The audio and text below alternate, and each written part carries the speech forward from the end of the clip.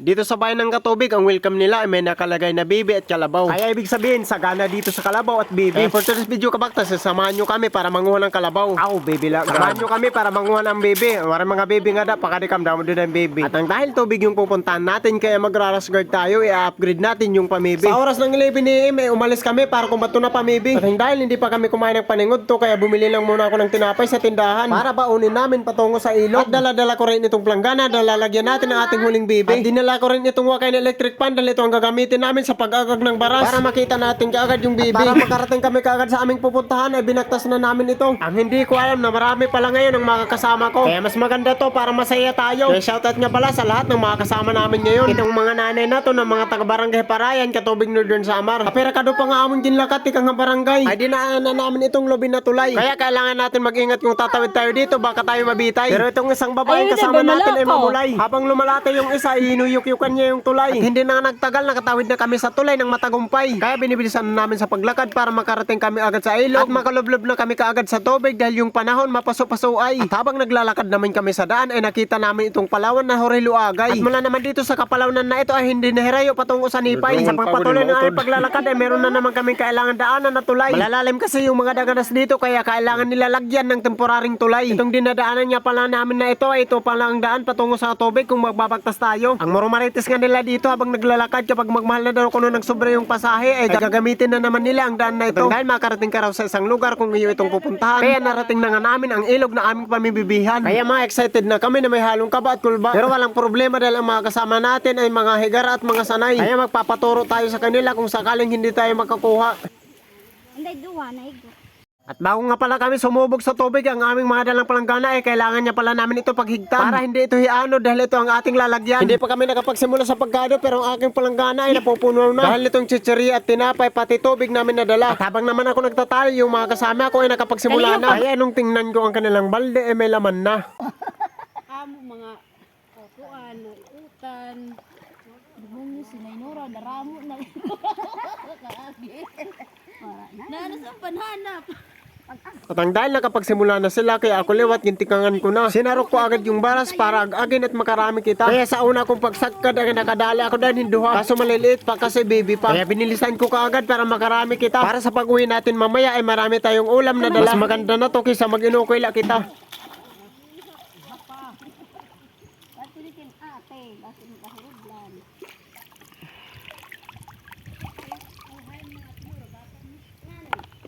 Nang kumuha ako ng baras doon sa malalim, imbis na bibi ang gusto kong kunin, sardinas lugod na ako nakuha. Kaya double purpose na to, mamaya sa pag-uwi natin na meron din kita ibabaligya. Kaso hindi ko alam kung magkano ang kilo ng lata yan na. Diman? Diman to, bibi. Danggit ito. O danggit, diman to danggit. Ang bibi dato. Danggit pa. Ang bibi, baliktad, ang bibi, good Ang kuwan dito mahulog, an imo siya na. Ang bibi. Babe. Agla.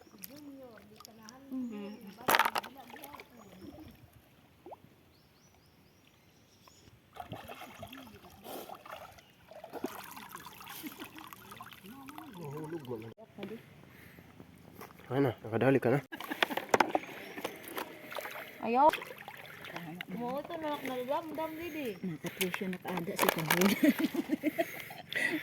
Nakatwisyon kita sa kabulan na pinamibig. Hindi pa nang gitan ngadson ka pag-uran.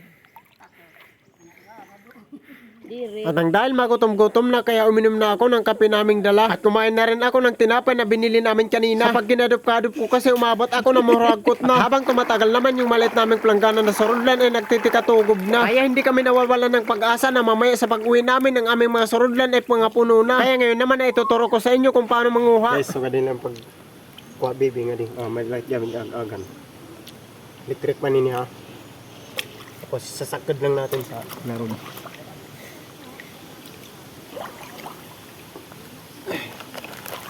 Sana makadamo pit. Ay, nagagon na ako na kagan.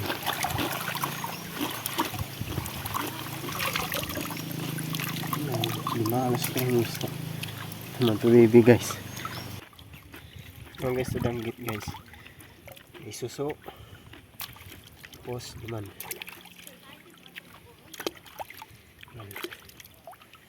Daw. Ito pang. Ano? Tama na.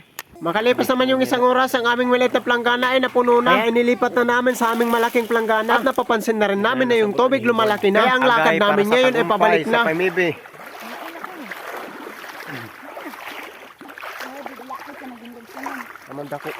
Amanda ko nga dara. Pauli na kami guys. Dito sila naglalagidlid. Nanay ha. Anay ha. Ligid la ka manay kay kita sorbyon ta di unahan. Ay la pagkuro di kay tumaapo. Ay pagkuro. At hindi na nagtagal ay uwi na kami na matagumpay. Kaso na ewan kami ng ayong mga kasama dahil akala nila na kaming nauna na. Hindi na nagtagal ay nakarating na kami dito sa Barangay Parayan. Kaya ang aming mga nakuhang bibi ay amin ang hinugasan. Ini, ito ang tawag nito, bibi. Ito naman na maliit, danggit. Pero baliktad ano, dapat rin na ito na maliit dapat, bibi. O paano? Dito na naman natatapos ang video ko. Maraming salamat na naman ulit sa suporta ninyo. Palike and share na lang ho sa ating video. Bye bye!